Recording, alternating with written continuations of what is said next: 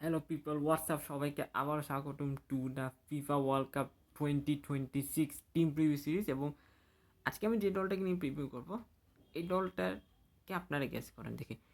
আমি দুটো ক্লু দেবো আপনাদের এবং এই দুইটা ক্লু মাত্র আপনাদের গেস করতে হবে গুগলে সার্চ করা ছাড়া যে আমি কোন দলের কথা বলছি। আচ্ছা, প্রথম ক্লুটা হচ্ছে এই দলের যে মেন প্লেয়ার সে টপ 5 যে লিগ আছে সেই লিগের সেখানে একটা লিগের একটা সার্টেন ক্লাবের হয়ে সবচেয়ে বেশি গোলের রেকর্ড তার নামে, এখন পর্যন্ত তার নামে আছে রেকর্ডটা। দ্বিতীয় ক্লুটা হচ্ছে এই খেলোয়াড়টা ওয়ার্ল্ডের বিভিন্ন লিগে খেলছেন এবং এখনও তিনি অ্যাক্টিভ প্লেয়ার, মানে এখন তিনি রিটায়ার করেননি। তো আপনার একটা টাইম আছে হচ্ছে 5 সেকেন্ড, এবং এই 5 সেকেন্ড মধ্যে আপনাদেরকে গুগল সার্চ করে ছাড়া বের করতে হবে, মানে বলতে হবে যে এই খেলোয়াড়টার এই দলটার নাম কি, এবং খেলোয়াড়ের নামটাও যদি বলতে না অনেক ভালো হবে। তো আপনার টাইম হচ্ছে শুরু হচ্ছে এখন আর কি। ওকে, ওটা আপনার টাইম শেষ। আমি বলি যে দলটাকে আমি প্রিভিউ করবো সেই দলটা নাম হচ্ছে পর্তুগাল, এবং এই যে দুটো ক্লু আপনার দিয়েছিলাম না যে এই খেলোয়াড়টা টপ 5 লিগের একটা পার্টিকুলার লিগের একটা পার্টিকুলার দলের হয়ে সবচেয়ে বেশি গোল করছেন, খেলোয়াড়টা হচ্ছে ক্রিস্টিয়ানো রোনাল্ডো। এবং সেকেন্ড ক্লুটা যেটা দিয়েছেন যে তিনি ওয়ার্ল্ড প্রিমিয়ার খেলছেন, এখন অ্যাক্টিভ, তিনি বর্তমানে সরি প্রোলেই খেলছেন।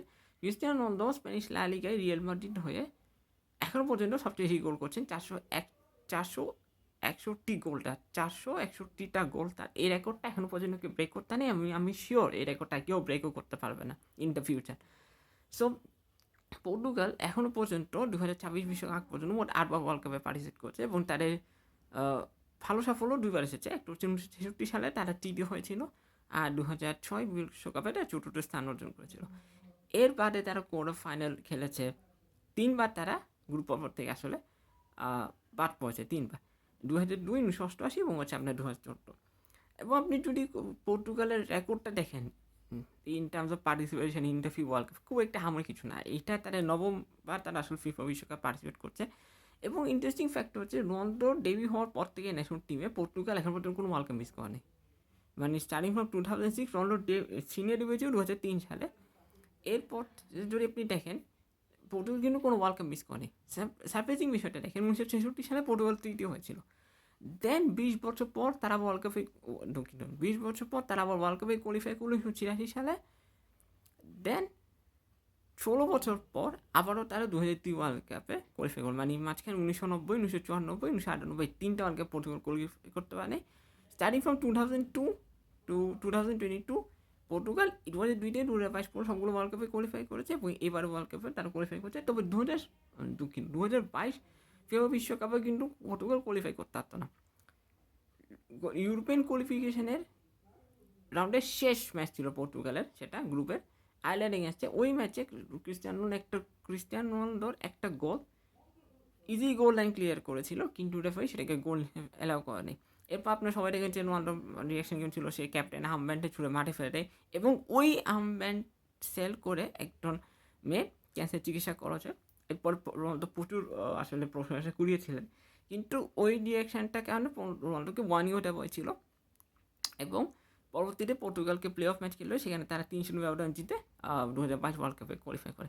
এবং 2022 ফিফা ওয়ার্ল্ড কাপে পর্তুগাল সেমিফাইনাল খেলতো। সারপ্রাইজিং ব্যাপারটা কি জানেন? সারপ্রাইজিং নয়, শকিং ব্যাপার হচ্ছে পর্তুগাল যিনি কোচ ছিলেন ফার্নান্ডো স্যান্টোস, তিনি ক্রিস্টিয়ানো রোনালদোকে রাউন্ড 16 সুইজারল্যান্ডের বিপক্ষে ম্যাচ এবং কোয়ার্টার ফাইনালে মরক্কোর বিপক্ষে ক্রুশিয়াল ম্যাচে মাঠেই নামাননি। এবং মরক্কোর বিপক্ষে ম্যাচে তেমন একটা গেম টাইম পার নেই, আর সুইজারল্যান্ড এগেন্স্টে গেমও খেলেনি। ওই ম্যাচে গনসালো রামোস হ্যাট্রিক করেছিল, ওই ম্যাচে পর্তুগাল 6-0 দিয়েছিল। মরক্কো এগেন্স্টে পর্তুগাল ম্যাচটা হেরে যায়। এবং এরপর রোনালদো যেভাবে কান্না করে চলে যাচ্ছিলেন ট্যালেন্ট, সেটা আসলে খুবই হৃদয় বিদারক একটা ইস্যু ছিল যে রোনালদো মতো একজন প্লেয়ারকে এরকম একটা দিন দেখতে পেতো তিনি কোনো এক্সপেক্ট করেননি।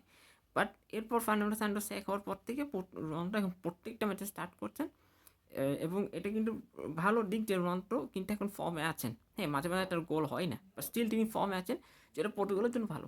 এবং আমি মনে করি পর্তুগাল চেষ্টা করবে রোনালদোর জন্য ওয়ার্ল্ড কাপ জিতার জন্য। তবে এখানে আরেকজন খেলোয়াড়ের কথা না বললেই নয়, ডিয়েগো জোটা, যিনি গত বছর জুলাইতে মানে অ্যাক্সিডেন্ট, একটা কার অ্যাক্সিডেন্টে তিনি মারা যান।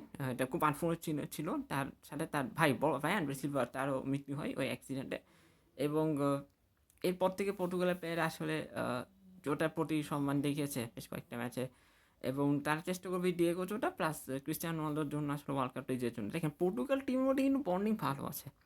আপনার তাদের অ্যাটাক, মিডফিল্ড, ডিফেন্স বেশ সলিড, তাদের গোলকিপিংও বেশ ভালো অপশন আছে। তারা এখন যে গোলকিপার রুই প্যাট্রিসিও সে ভালো। বাট পর্তুগালের যে আগের দলটা ছিল, মানে আজকে থেকে ধরুন 15-20 বছর আগে যে দলটা ছিল, ওই দলটাতেও ভালো প্লেয়ার ছিল, কিন্তু তারা ওই যে প্রেশারটা নিতে পারতো না। প্লাস হচ্ছে তার উপর প্রচুর এক্সপেকটেশনস থাকতো, এবং তারা কুড়ি ম্যাচগুলোতে গিয়ে কোনো না কোনো ব্লান্ডার করে বসতো। এটা আপনার 2002 ওয়ার্ল্ড কাপ থেকে শুরু হয়ে আপনার এই লাস্ট ওয়ার্ল্ড কাপে হয়েছে, যেটা যে তার প্রচুর প্ল্যানটা করতো, যেটা খেসার আসলে দলকে দিতেও হয়েছে বেশ কয়েকবার। সো এবারে দলটা বেশ কম্প্যাক্ট, বেশ ব্যালেন্স। এখন রবার্টো মার্টিনের সামনে একটা বড় চ্যালেঞ্জ। রবার্টো মার্টিনস এর আগে বেলজিয়ামেরও কোচ ছিলেন, তো যেহেতু তিনি ইন্টারন্যাশনাল লেভেলে কোচিং করিয়েছেন, এটার এক্সপিরিয়েন্স আছে। বাট এটা তার জন্য একটু বড় চ্যালেঞ্জ হবে, বিকজ লাস্ট বার তিনি যখন বেলজিয়াম ম্যাচে ছিলেন, বেলজিয়াম আসলে ওয়ার্ল্ড কাপে প্রথম রান থেকে উঠতে পারেনি, গ্রুপ পর্ব পার করতে পারেনি। সো অবশ্যই তার জন্য একটা বড় চ্যালেঞ্জ। এবং টেনশন টিমটা কীভাবে হ্যান্ডেল করবেন, প্লেয়ারগুলোকে কীভাবে হ্যান্ডেল করবেন, রোনাল্ডোকে কীভাবে ইউজ করবেন, বা রোনাল্ডোকে ঘিরে কী প্ল্যান করবেন, সেটা একটা বড় ফ্যাক্টর এখানে। তবে আমি যেটা পার্সোনালি মনে করি, পর্তুগালের উচিত হবে রোনাল্ডো বেশি ওভার রিলাই না করা, বিকজ রোনাল্ডো পর যদি তারা বেশি ওভার রিলাই করে, সেটা প্রভাব কিন্তু আলটিমেটলি পড়বে দলের পারফরমেন্সের উপর। আমি মনে করি আপনার রবার্টো মার্টিনেজের উচিতটা হবে প্রত্যেকটা প্লেয়ারকে ঘিরে প্ল্যান করা। প্রত্যেকটা প্লেয়ারকে ঘিরে আপনি প্ল্যান করবেন, তাহলে রেজাল্টটা পাবেন। এখন আপনি যদি একটা প্লেয়ার খুব বেশি ওভার রিলাই করে ফেলেন, তখন দেখা যাবে বাকিদের মধ্যে একটা কনফিডেন্স ডাউন হয়ে যাবে, পারফরমেন্স একটা ভালো হবে না। তখন সবাই রোনাল্ডোকে গিয়ে ব্লেম করবে, বলবে যে রোনাল্ডোর জন্য এরকম, কোচের জন্য এরকম হয়েছে না। প্রত্যেকটা প্লেয়ারকে গিয়ে প্ল্যান করেন, এবং প্রত্যেকটা match wise, opposition wise tactics নিয়ে মাঠে নামাটাই বেটার। বিকজ আপনি যদি প্রপার ট্যাকটিক্স ছাড়া, প্রপার প্ল্যানিং ছাড়া মাঠে নামে ধরা গিয়ে যাবেন। সো ওই জায়গায় আমি পার্সোনালি মনে করি প্রপার ট্যাকটিক্স, প্রপার প্ল্যানিং নিয়ে মাঠে নামা, এবং ম্যাচ বাই ম্যাচ এবং অপোজিশন ওয়াইজ ওইভাবে করে ট্যাকটিক্সটা সাজানো।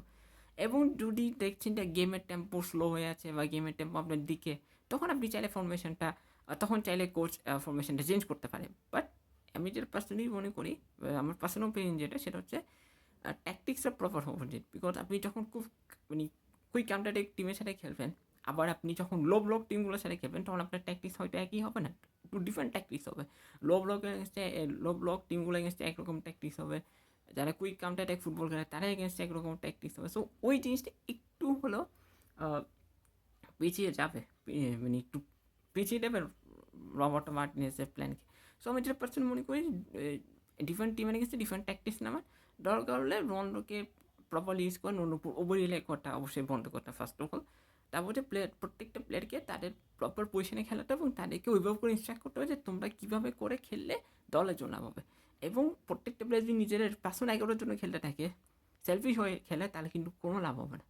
সো প্লেয়ারদের বন্ডিং থাকাটা খুব জরুরি। প্লাস রবার্টো মার্টিনেজকে খুব কেয়ারফুলি সিচুয়েশন হ্যান্ডেল করতে হবে, নাহলে কিন্তু তারপর এক প্রকার চাপ আসবে, তারপর তাকে নিয়েও ক্রিটিসিজম হবে, যেটা নিয়ে সহ্য করতে পারবেন না বলে আমি বাস্তব মনে করি। সো তার উচিত হবে টিমটাকে প্রপারলি হ্যান্ডেল করে, ক্রিস্টিয়ানোকে প্রপারলি হ্যান্ডেল করে, এবং ট্যাকটিক্সটা প্রপারলি সাজানো।